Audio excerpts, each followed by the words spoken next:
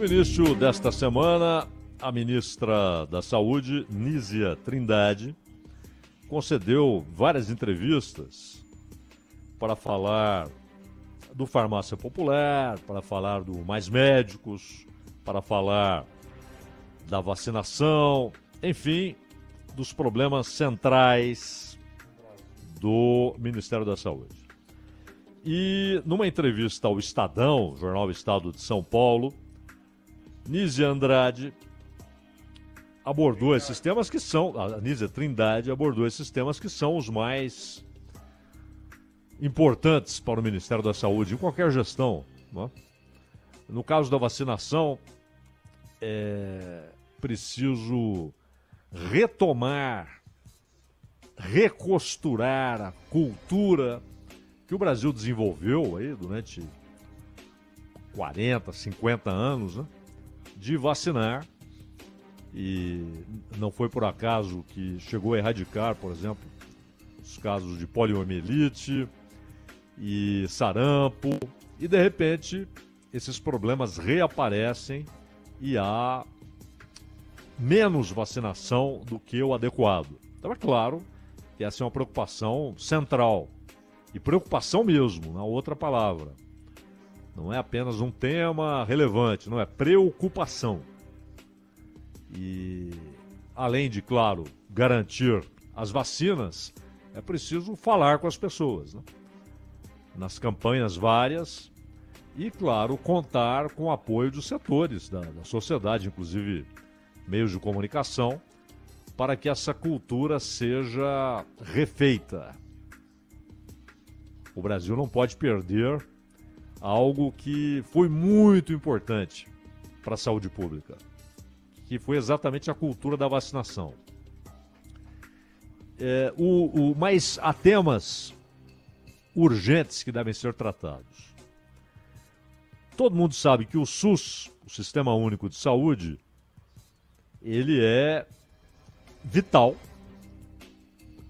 e ele se desenvolveu partindo de uma ideia muito boa, que tem, inclusive, amparo constitucional, né?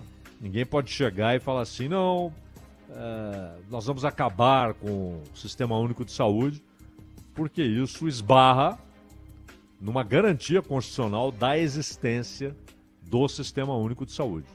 Felizmente, para que nenhum aventureiro lance pela janela um programa que é vital num país que é rico, mas cuja população, na sua maior parte, vive com uma tremenda dificuldade. Plano de saúde é um troço cada vez mais difícil. Planos individuais vão se tornando raríssimos. As empresas nem querem fazer. E bancar um plano de saúde tem um peso gigantesco hoje no orçamento. Quem consegue, mantém, porque sabe que se entrar no hospital particular sem o plano de saúde, só se for no mínimo, milionário, né? Tem de ser daí para cima, milionário ou bilionário, para conseguir ficar uma semana ou duas internado no hospital particular sem plano de saúde. Senão não consegue, não há como pagar aquilo. Então o SUS é vital. Mas há muitos problemas acumulados. Alguns são inevitáveis, exatamente pela demanda que a situação social provoca. Há uma demanda gigantesca, cada vez maior, na medida em que planos de saúde ficam mais caros e a renda média brasileira permanece baixa, é claro, vai subindo a demanda pelo SUS. Eu acho que todos nós aqui sabemos de pessoas e mais pessoas e mais pessoas que deixaram o plano de saúde e falam, não, como é que você vai fazer? Bom, eu vou juntar um dinheirinho aqui quando precisar de uma consulta, né, para ir no médico.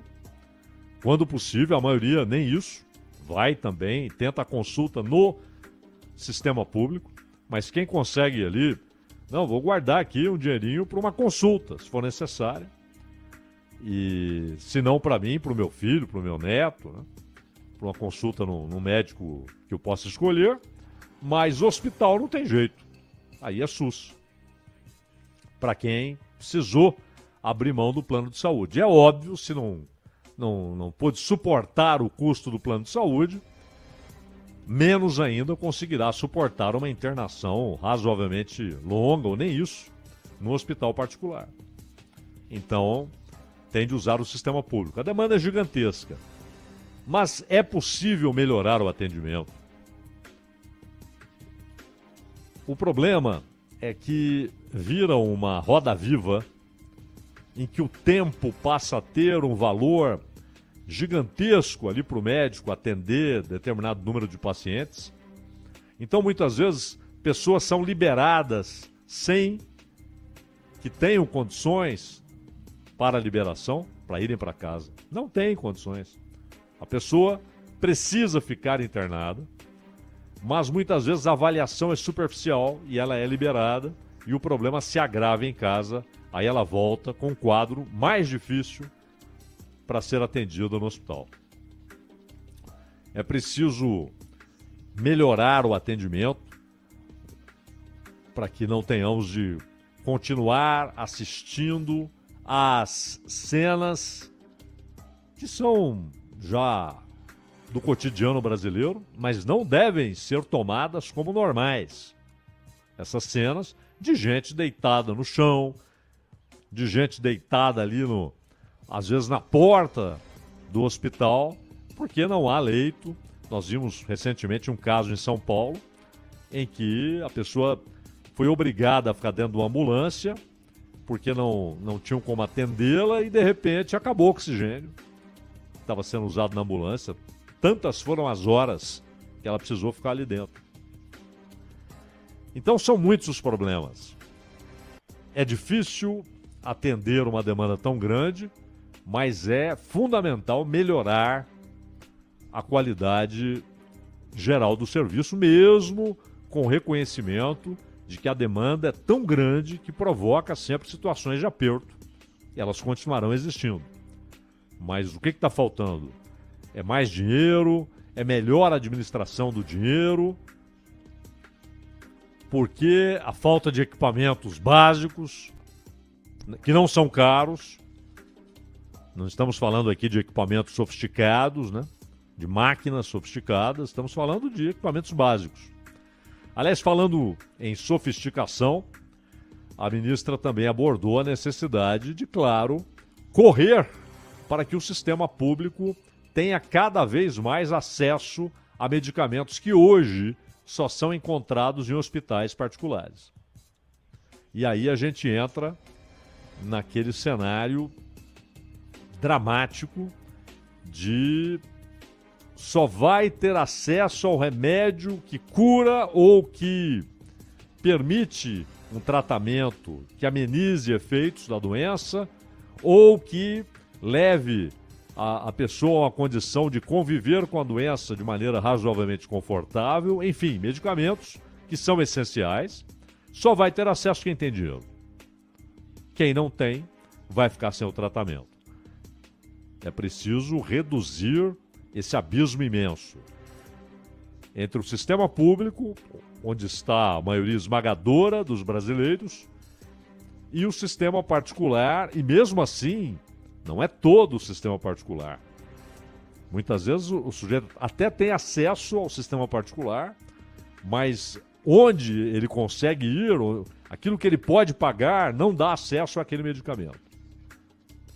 Além, claro, da atitude muitas vezes vil, mesquinha, de planos de saúde que ficam retardando até ao limite a concessão para um tratamento que não é estético, pelo contrário, é um tratamento que pode ser a diferença entre viver e morrer, uma cirurgia, e muitas vezes o sujeito até tem o plano de saúde e tem de ficar brigando para que o plano de saúde arque com o tratamento que é vital, né? Nós tivemos recentemente aquela história lá do o que está na lista e o que não está na lista, né? Que acabou indo para o Supremo. E não me parece que a decisão tenha sido, de fato, definitiva. Ainda há muitas questões a serem abordadas ali. E o próprio Congresso Nacional deve se debruçar sobre isso. Mas há uma outra questão, um outro assunto, que é a falta de médicos.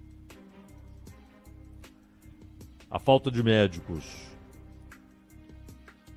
também aí ela tem a ver com um quadro de desigualdade. Porque o Brasil tem formado muito mais médicos do que se esperava inicialmente. Muito mais. E, no entanto, em algumas regiões, a relação número de médicos para número de habitantes é baixíssima. Em outras, é elevadíssima. Você pode comparar com a Suécia, pode comparar com a Alemanha. Mas há muitos lugares no Brasil em que essa relação é baixíssima, a ponto de termos um médico para 100 mil. Em outros lugares, há mais de 3. Temos uma convicção. O médico formado, ele deve buscar o que ele quer da vida, onde ele quer viver. Como todo profissional, ele deve ter essa liberdade. Não há dúvida. Então, se alguém está numa escola particular de medicina, gasta rios de dinheiro até chegar ao diploma. Além, claro, da residência. É o curso mais longo, é caríssimo, livros caros, tudo é muito caro. E se ele está numa escola pública, portanto bancada, né, pela sociedade, ele também tem, no sistema brasileiro, ele tem custos com material, com livros, etc. Mas mesmo estando numa escola pública, o que a sociedade brasileira firmou como liberdade individual é que o sujeito, depois de formado, ele decida. Ele pode pendurar o diploma na parede, né? Ou ele pode buscar a cidade onde ele quer viver, a especialidade que o agrada. Tudo isso é normal, é a liberdade individual. Mas como você vai resolver o problema da falta de médicos se a maioria fica ali concentrada no Sudeste, no Sul, uma parte do Centro-Oeste, capitais do Nordeste? E faltam médicos. Faltam médicos na Amazônia, que a gente sempre lembra, representa metade do território nacional. E 30 milhões de pessoas, né? Não é que é um deserto, um ermo. 30 milhões de pessoas. O sertão nordestino, o sertão mineiro, portanto já no Sudeste, o sertão mineiro, em muitos lugares a falta de médicos. E basta a gente lembrar o seguinte: mais de 300 municípios brasileiros não têm um médico, nenhum sequer, ali no posto de saúde, no sistema de saúde. Mais de 300 municípios. E há um problema. Aí São Paulo. Nossa, São Paulo tem médico que não acaba mais. Porém, faltam médicos na periferia da gigantesca e rica São Paulo.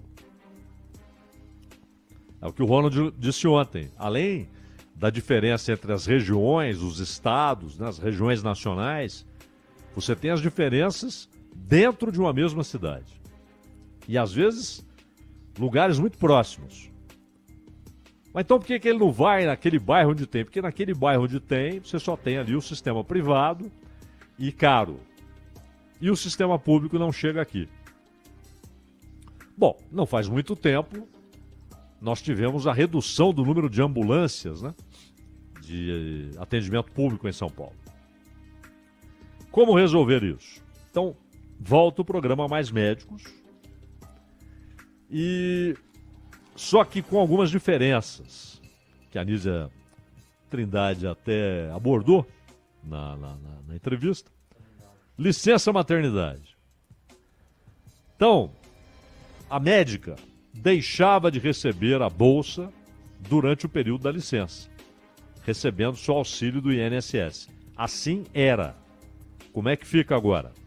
Ela vai receber a bolsa para completar o valor do auxílio do INSS, isso durante o período de até 6 meses, né? Os 180 dias da licença. Licença paternidade. O médico, no caso anterior, não havia previsão de afastamento. Não havia a concessão dessa licença. Agora ele receberá a bolsa durante o período de até 20 dias. Então são aí pouco menos de 3 semanas.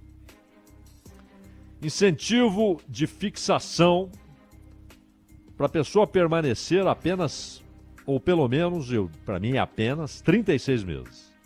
Não havia. Agora, permanecendo, porque havia um problema, muita gente falava, tá bom, uma empolgação inicial, legal, eu vou lá para Roraima,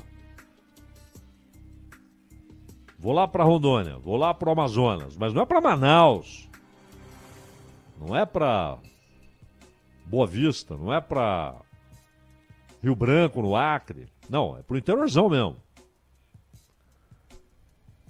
E passado um período, a pessoa queria ir embora. Ou porque não se adaptou, não conseguiu se adaptar, achou difícil, condições difíceis, ou porque, e aí é um outro ponto, ela quer continuar se aprimorando na profissão. E quer se aprimorar com cursos, né? Especializações, mestrados, doutorados. Então, o primeiro ponto. No programa novo, o médico poderá receber adicional de 10% a 20% da soma total das bolsas de todo o período em que esteve no programa, dependendo da vulnerabilidade do município. E receberá o incentivo completo ao final de 48 meses, ou seja, em vez de 3, 4 anos. Ou poderá antecipar 30% desse valor ao final de 36 meses. É um incentivo para que o médico fique pelo menos 4 anos. Claro, o sujeito pode se encantar. Não quero sair mais daqui. É isso que eu quero para a minha vida. Mas, na maioria dos casos, há o problema ou da não adaptação ou do quero me aprimorar. E aí vai embora. Então, você tem um incentivo aí para ficar pelo menos 4 anos. Incentivo de fixação para médico do FIES ao permanecer pelo menos 1 ano. Não havia. Agora ele poderá receber adicional de 40% a 80% da soma total das bolsas de todo o período que esteve no programa, dependendo da vulnerabilidade do município. Não é um lugar onde está sobrando médicos, pelo contrário. E será pago em 4 parcelas, 10% por ano durante os 3 primeiros anos e os 70% restantes ao completar 48 meses, ou seja, 4 anos. Incentivo para o médico do FIES residente de medicina de família e comunidade. Não havia, por incrível que pareça, e agora haverá. Serão ofertadas vagas para médicos residentes de medicina de família e comunidade que foram beneficiados pelo FIES, auxiliando no pagamento total do valor da dívida. Então, a dívida que ele tem, deixará de ter. Tempo de participação no programa. Ciclo de 3 anos, prorrogável por igual período. Agora, ciclo de 4, prorrogável por igual período. Você pode ficar 8 anos. Oferta educacional. Havia especialização. Agora, haverá a oferta, porque ele quer se aprimorar. Então, haverá oferta para especialização, que já havia, mas também mestrado ou aperfeiçoamento. Pontuação adicional.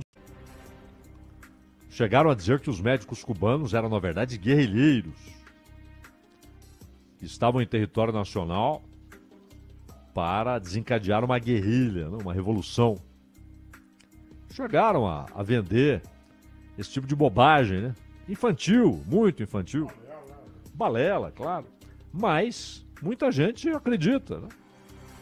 O cara lê de novo, ouve de um, ouve do outro, fala, pô, o troço deve ser verdade, né? Tanta gente falando.